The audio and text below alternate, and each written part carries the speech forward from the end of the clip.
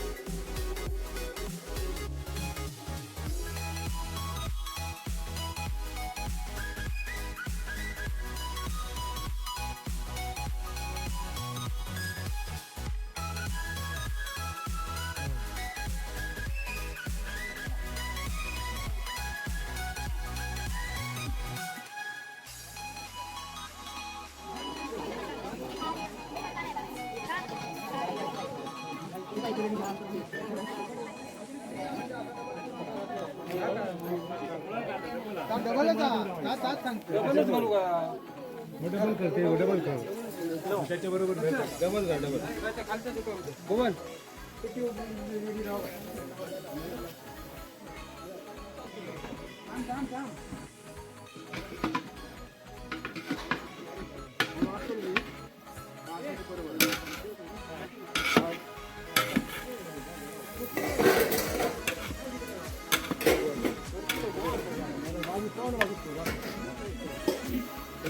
खाली खाई का ताप गरम नाही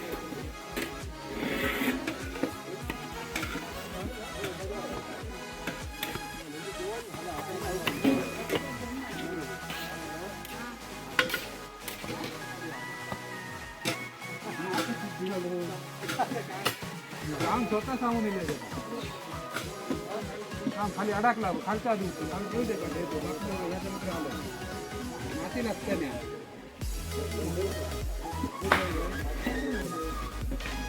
आता बरं झालं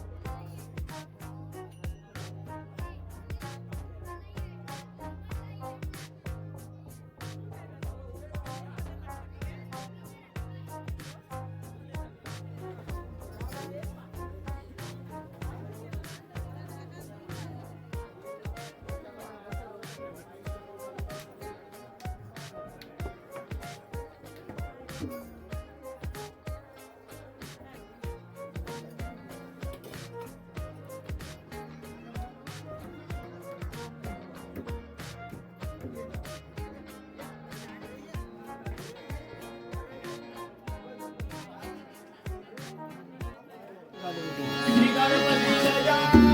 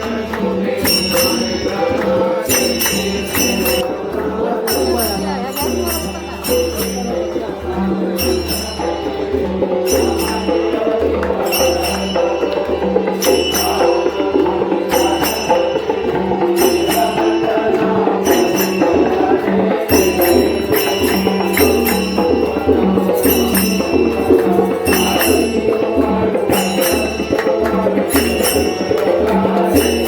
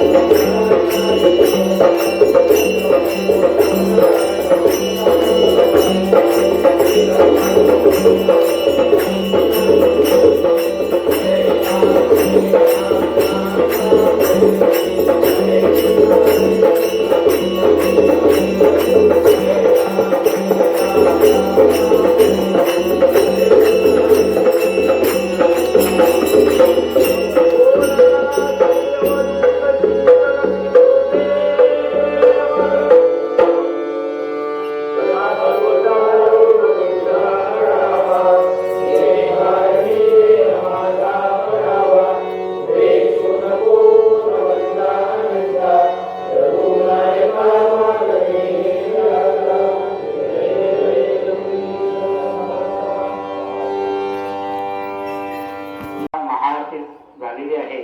थोड्याच वेळात महाप्रसादाचा आस्वाद सर्वांनी घ्यायचा आहे. कोणीही महाप्रसाद घेतल्याशिवाय जाऊ नये. आणि आपल्या अनव नंबर 1 ची शाळेतील मुलं आहेत, कृपया त्यांना पहिलं बसू द्या.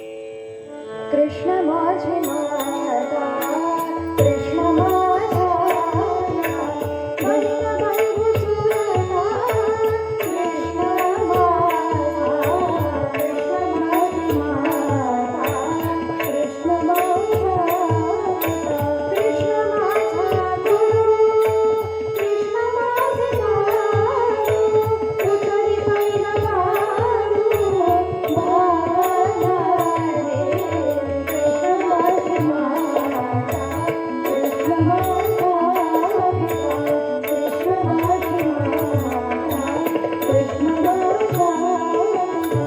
यदा लंबोदरं हन्ते सदा प्रद्रुहसम्भवं तदा लम्बे दयालम्बं लम्बोदरपदाम्बुजं शारदा शारदाम्भोजवदना वदनाम्बुजे सर्वदा सर्वदास्माकं सन्निधिं सन्निधिं प्रियात्. नमस्तस्मै भगवते नारदाय महात्मने कामक्रोधविहीनाय ऋषीणां प्रवराय च काषाय वस्त्रं गरगण्डधारणं कमण्डलं पद्मकरे शङ्खं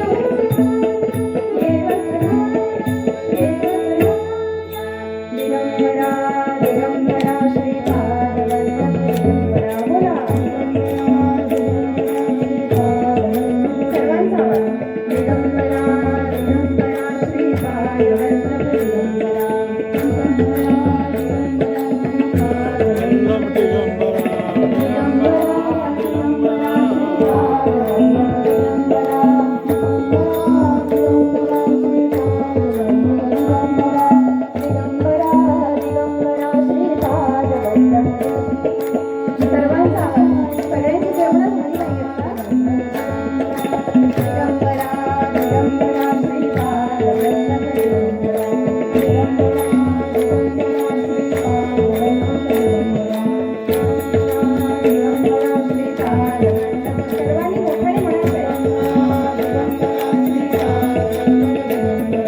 दिगंबरा दिगंबरा श्रीपाद वल्लभ दिगंबरा दिगंबरा श्रीपाद वल्लभ सर्वांनी मोठ्याने म्हणायचंय दिगंबरा दिगंबरा श्रीपाद वल्लभ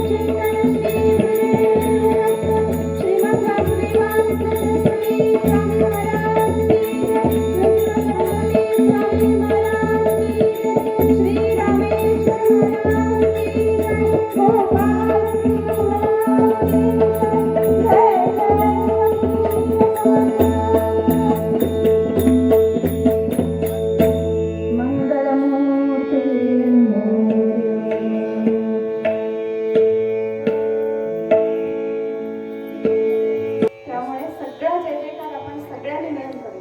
बोला पुंडलिकवरदे हरी श्री ज्ञानदेव तुकाराम पंढरीनाथ महाराज की जय.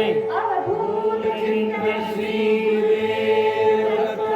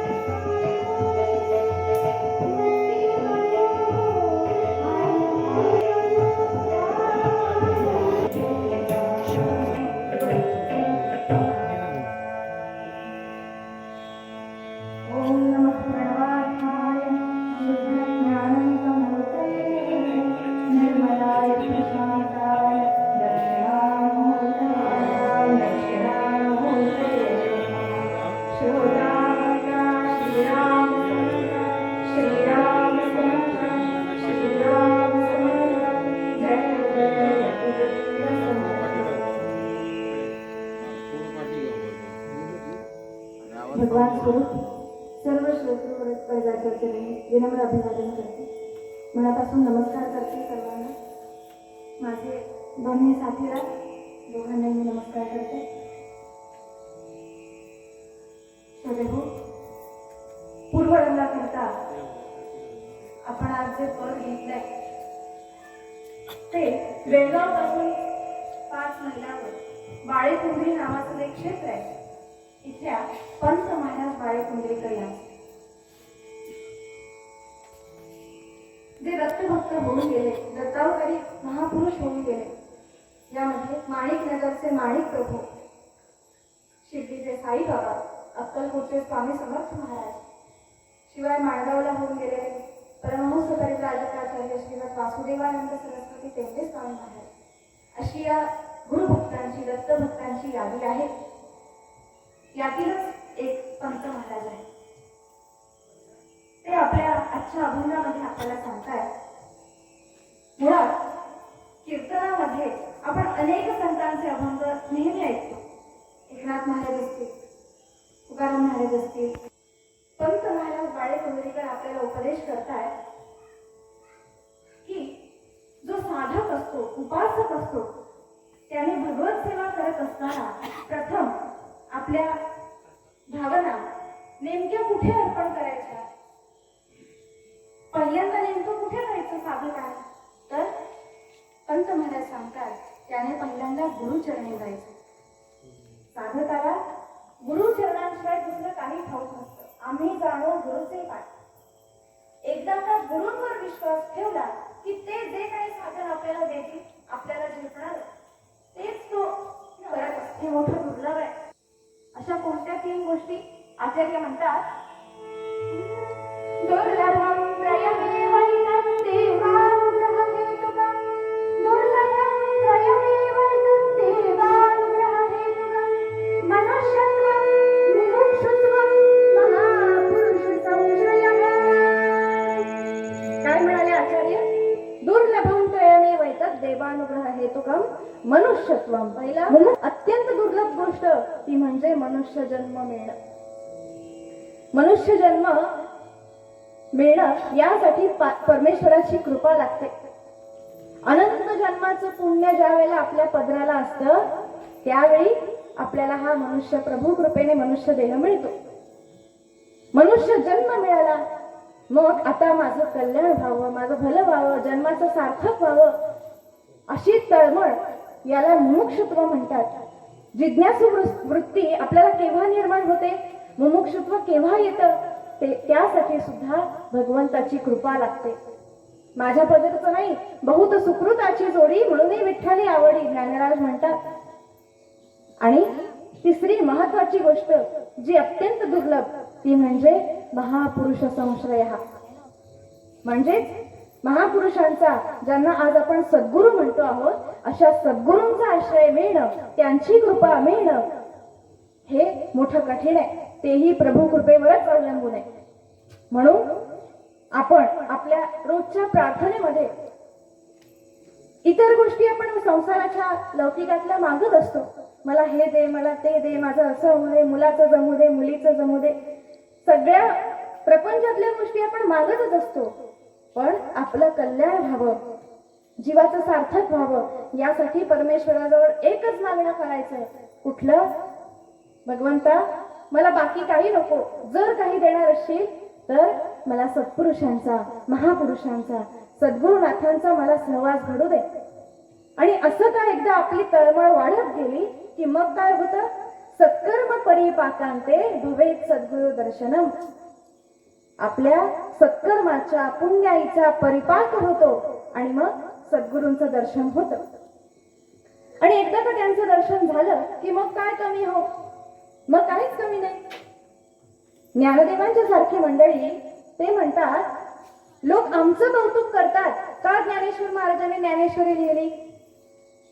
एवढ्या लहान वयात ज्ञानोबारायांना एवढं ज्ञान कुठून आलं असेल? ज्ञानोबाराय सांगतात, ते थोरपण माझं नव्हे, हे सगळं माझ्या गुरुमाऊलींचं आहे. आणि हा ज्ञानू निवृत्तीने केला. निवृत्तीनाथांनी, माझ्या सद्गुरुनाथांनी माझ्यावर कृपा केली. आणि म्हणूनच ज्ञानदेव म्हणे तरो तरारो, ज्ञानदेव म्हणे तरो तरारो,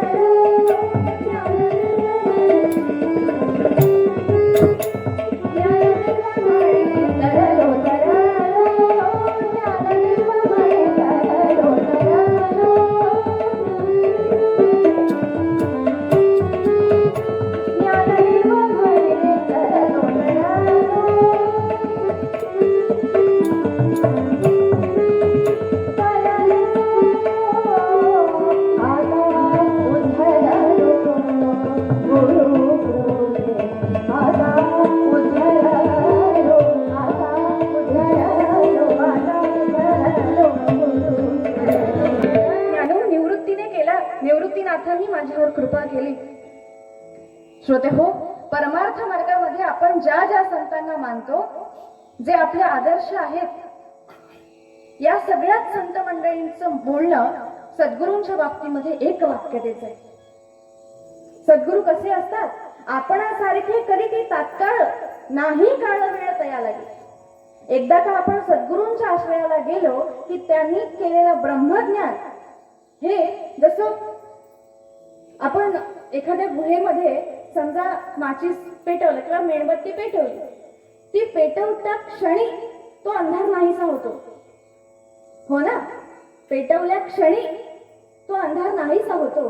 त्याचप्रमाणे गुरु कृपा करतात, म्हणजे ब्रह्मज्ञान दिल्यानंतर त्या क्षणी आपणासारखे करीती तात्काळ नाही काळ वेळ तयार, क्षणाचा सुद्धा विलंब लागत नाही, सगळं आपल्याला ब्रह्मज्ञान होतं. शंकराचार्यांची गोष्ट आहे. शंकराचार्यांचे गुरु गोविंद यती, मध्य प्रदेशामध्ये त्यांना गोविंद यती हे सद्गुरू लाभले.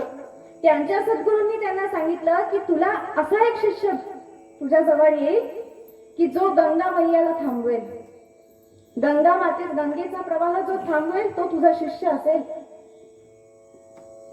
बरेच दिवस गेले आणि शंकराचार्य मध्य प्रदेशात गोविंद यती यांचं दर्शन घ्यायला गेले. गोविंद यती ध्यानस्थ होते आणि गंगा मातेचा प्रवाह चाललेला. शंकराचार्यांनी म्हटलं, आई तिथेच थांब, माझे सद्गुरू साधना करतात. आणि साक्षात गंगा माता तिथेच थांबली. श्रोते हो, आणि त्यानंतर गोविंद यतींनी तत्वमसी एवढा आशीर्वाद दिला आणि त्यांना कळलं अहम ब्रह्मास्मी. इतकं सोपं आहे, इतकं. सद्गुरूंच्या ठिकाणी गेल्यानंतर तात्काळ आपल्याला ते आशीर्वाद देतात, आपल्याला ब्रह्मज्ञान देतात. म्हणून आपणासारखे करीती तात्काळ नाही काळ वेळ तया लागे. सद्गुरू सारिखा असता पाठीराखा, इतरांचा लेखा कोण करी, तुकाराम महाराज सांगतात. सद्गुरू वाचोनी सापडेना सोय, धरावे ते पाय आधी आधी, ज्ञानोबराय सांगतात. सद्गुरू नायके पूर्ण कृपा केली, निज वस्तू दाविली माझी मज, नामदेवराय सांगतात. अशा सगळ्या संत मंडळींचं बोलणं एक वाक्यतेच आहे. पैठणचे नाथ महाराज, त्यांना विचारलं, म्हटलं तुमचं कसं काय हो? तर तेही आपल्या एका अभंगामध्ये सांगतात की अरे आम्ही सद्गुरूंच्या संगे शिष्य बिघडला, सद्गुरूच्या संगे शिष्य बिघडला, शिष्य बिघडला सद्गुरूची झाला, शिष्य बिघडला सद्गुरूची झाला, शिष्य बिघडला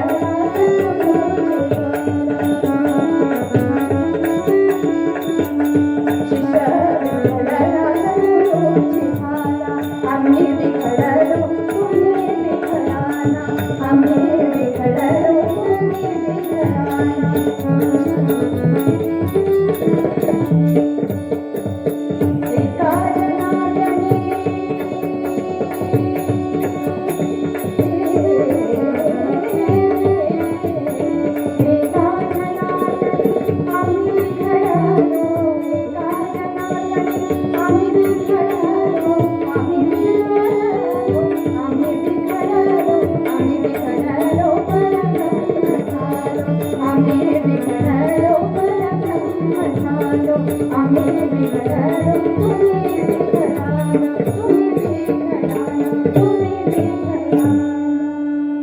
आम्ही बिघडलो तुम्ही बिघडाना, सद्गुरूच्या संगे शिष्य बिघडला, शिष्य बिघडला सद्गुरूची झाला.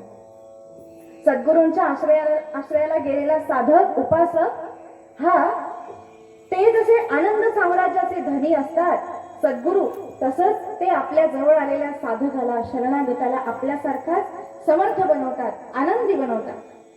सद्गुरूंच्या जवळ कंजूसपणा नसतो, ते जवळ आलेल्याला शरणागताला आपल्यासारखा समर्थ बनवतात. म्हणून जुन्या लोकांच्या पाठांतरातला एक श्लोक आहे. ते म्हणतात की देव आम्हाला दिसणं, आम्ही त्याच्यापर्यंत पोहोचणं, त्याला प्रश्न विचारणं, त्याच्याशी बोलणं हे कठीण आहे. कारण हे कोणाला जमलं होतं? संतांना जमलं होतं.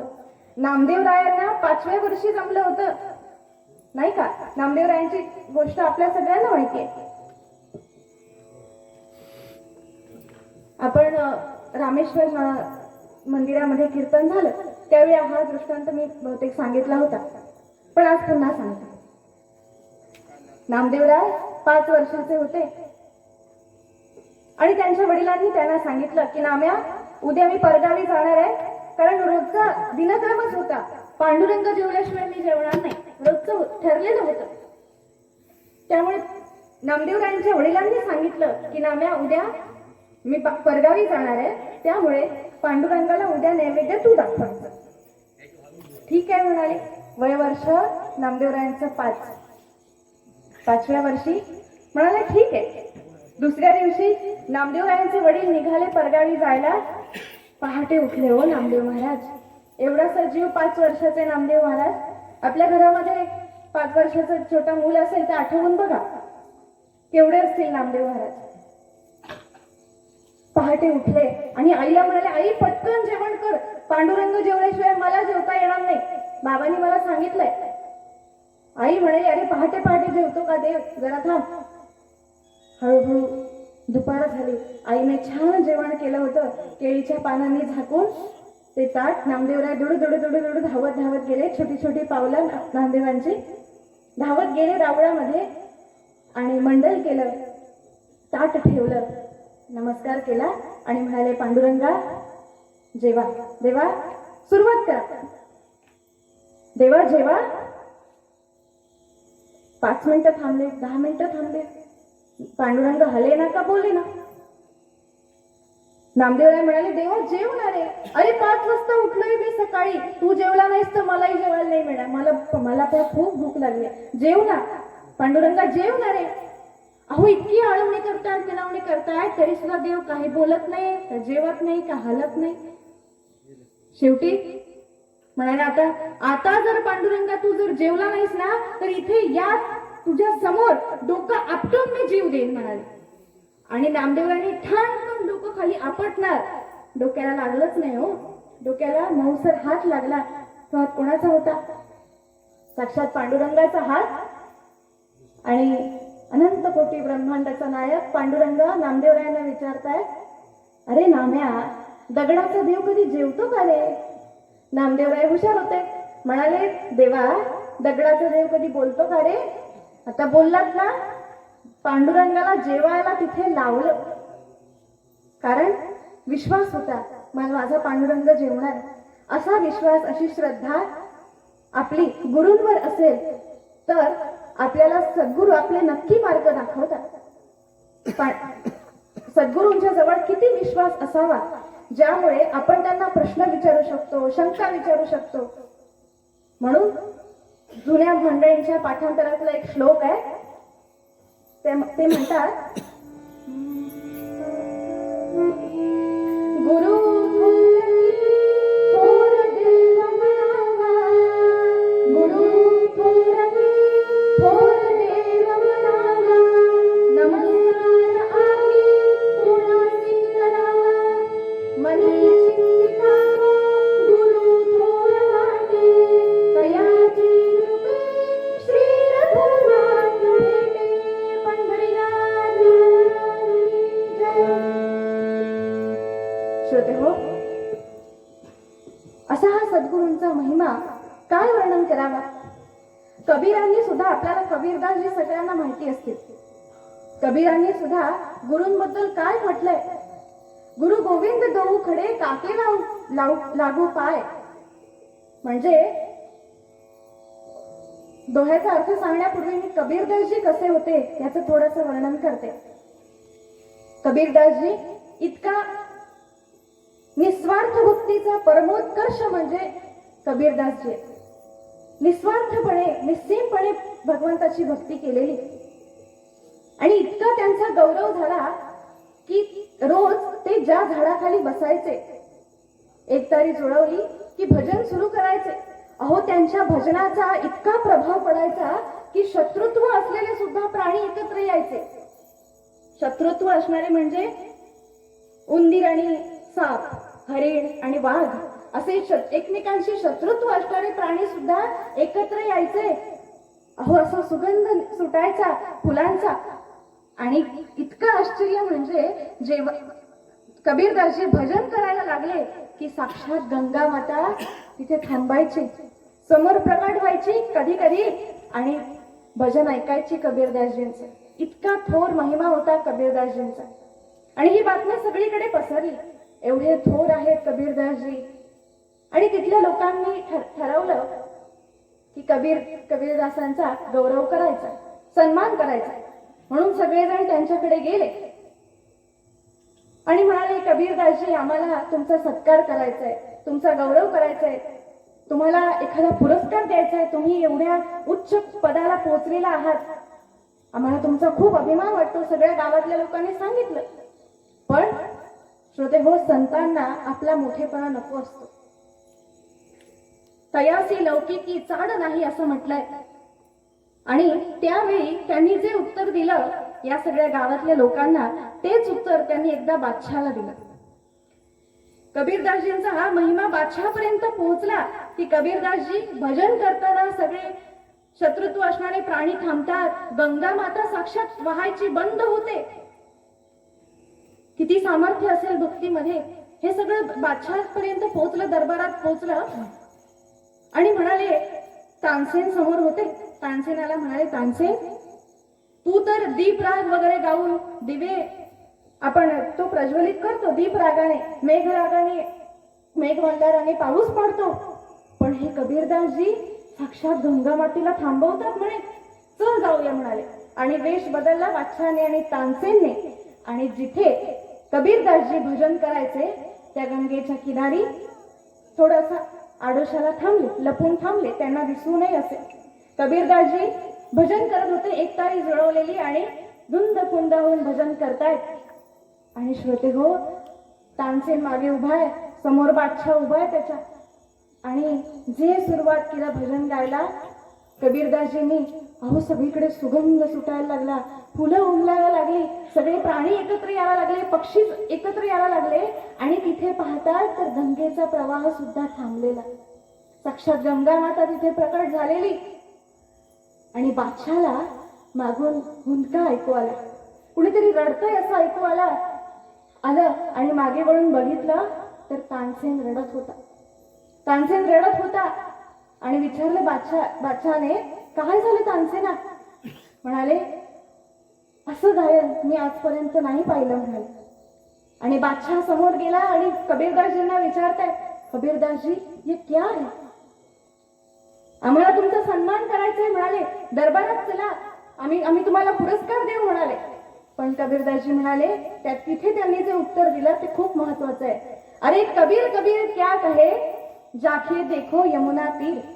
कबीर कबीर क्या कहे जाके देखो यमुना तीर. अरे कबीर कबीर काय करताय म्हणाले, एकदा ते यमुनेच्या किनारी जाऊन बघा. कबीर कबीर क्या कहे जाके देखो यमुना तीर. एक गोपी के एक आंसू में बह गए कोटि कबीर. काय म्हणाले, एक गोपी के एक आंसू में बह गए कोटि कबीर. अरे कबीर कबीर काय करतायत, एकदा त्या यमुना किनारी जाऊन बघा.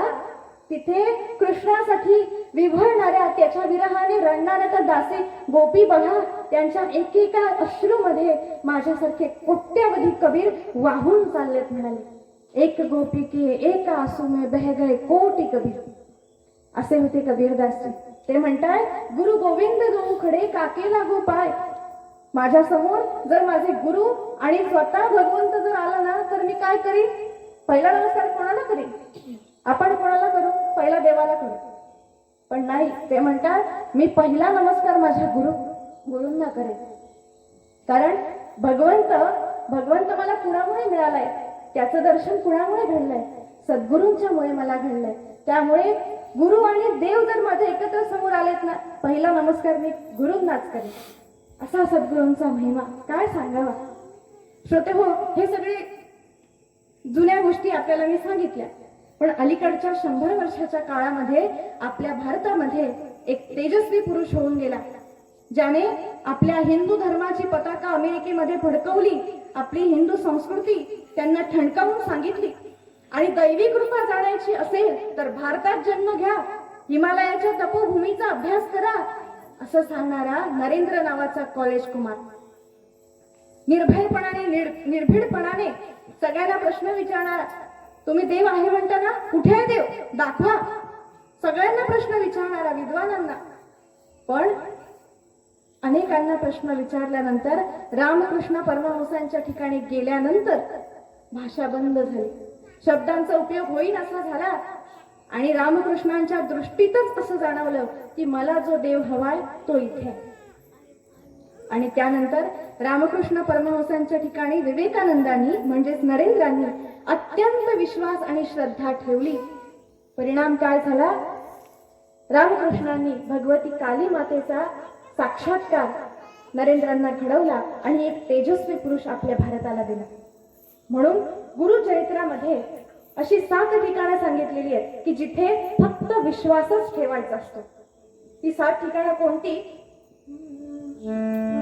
मंत्रे तीर्थे द्विजे दैवज्ञे भेषजे गुरौ यादृशी भावना यस्य सिद्धिर्भवति तादृशी. मंत्र, तीर्थ, द्विज, देव, दैवज्ञ, औषध आणि गुरु या 7 ठिकाणी जसा आपण विश्वास ठेवू तसं आपलं काम होतं. ही संतांनी दिलेली आपल्याकडे एक शिदोरी आहे.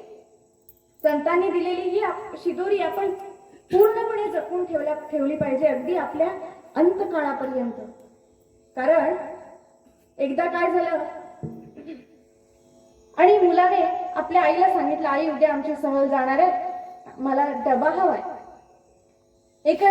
परत माघारी यायचं असतं, 1 दिवसीय सहल असते. आई म्हणाली ठीक आहे. आणि दुसऱ्या दिवशी सहलीला जाताना आपल्या मुलाला आईने छान डबा करून दिला. पोळ्या चपात्या काय आपण म्हणत असाल. तो म्हणाला की आई मी रोज 4 चपात्या खातो, आज मला 6 चपात्या जरा जास्त घाल, कारण गडावर चढणं उतरणं यामुळे भूक लागू शकते. ठीक आहे म्हणाली. आणि दुसऱ्या दिवशी आईने 6 चपात्यांऐवजी 20 चपात्या घातल्या डब्यामध्ये. वजन वाढलं की नाही? 20 चपात्या घातल्या आणि म्हणाले जा आता सहलीला जा. वजन झालं हो त्या मुलाला. आणि शाळेमध्ये गेला, तिथून सहल सुरू झाली. हळूहळू गड चढायला सुरुवात झाली, पायऱ्या चढायला सुरुवात झाली. आणि हा मुलगा म्हणाला जड झालेला, म्हणाला आमच्या आईला काही अक्कलच नाही. 6 चपात्या घाल म्हटलं तर 20 चपात्या घातल्या. आमच्या आईला काही अक्कल नाही. आणि गेला. गुरुजी म्हणाले, शिक्षक म्हणाले सगळ्यांनी पटापटा आपले डबे उघडा आणि जेवायला सुरुवात करा. पहिल्या पंक्तीतच याने चांगल्या 8-10 चपात्या आणल्या. म्हणजे भूक लागली होती ना. आईने सांगितलेलं तुला हव्या तेवढ्या खा, सगळ्यांना वाटून खा. आणि ही शिदोरी शेवटपर्यंत जप, शेवटपर्यंत तुझ्या कामी येईल. पायऱ्या चढून भूक लागलेली याने 15-20 चपात्या 15 चपात्या तरी खाल्ल्याच याने. आणि बाकीच्या आपल्या मुलांना मित्रांना दिले. सांगायचं एवढंच की शेवटपर्यंत चपात्या तू जप, ती शिदोरी जप असं आईने सांगितलं. तेव्हा हा काय म्हणाला, आमच्या आईला काही अक्कल नाही. हो ना. पण त्यावेळी त्या शिदोरीची किंमत कळली जेव्हा 6 चपात्यांऐवजी याने 15 चपात्या खाल्ल्या. यातून सांगायचं एवढंच आहे की ही सगळी संत चरित्र, संत साहित्य, संतांनी केलेले उपदेश हे आपल्याला अंतकाळापर्यंत आपल्या सोबत राहणारी ही शिदोरी आहे. शेवटचा काळ फार वाईट असतो, खूप वाईट असतो. वृद्धापकाळ नाकारले पण येतं या वयामध्ये, जेव्हा मुलं म्हणतात आम्हाला तुमची गरज नाही, आम्हाला तुमची गरज नाही, तुम्ही घरात असलात का नसलात आम्हाला काही फरक नाही पडत, असं जेव्हा नाकारले पण येतं त्यावेळी संतांचे विचार, संतांचे उपदेश आपल्या कामी येतात. ही शिदोरी आपण कायम अंतकाळापर्यंत जपून ठेवावी असे संतांनी आपल्याला उपदेश केले. केवळ जपून नाही ठेवायची, त्याचं वाचन व्हावं, त्याचं आपण पठण करावं आणि ते आपल्या अंगीकारले जावेत. हे कसं होईल याकडे आपण लक्ष देऊन आपल्या गुरुचरणांवर आपण विश्वास ठेवूया. आणि पूर्वपद्यकार पंत महाराज बाळेकुंद्रेकर आपल्याला हेच सांगतात, गुरुचरणांवर किती विश्वास असावा, श्रद्धा असावी, पक्का भाव असावा आणि पूर्ण समर्पणाची भावना. हाच उपदेश पूर्वपद्यामध्ये पंत महाराज करतात. जाणो जाणो गुरुदेवा, जाणो गुरुदेवा.